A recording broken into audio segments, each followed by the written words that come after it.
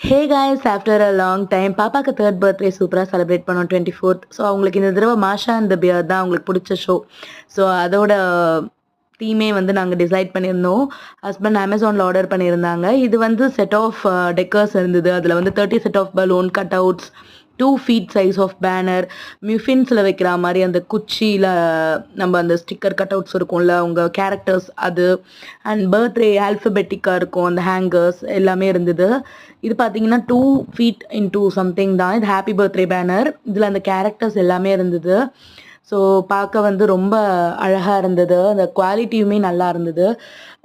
தென் பார்த்தீங்கன்னா எனக்கு ஒரே ஒரு டிசப்பாயின்மெண்ட் என்னென்னா பர்த்டேல ஆறுன்ற லெட்டர் வரல.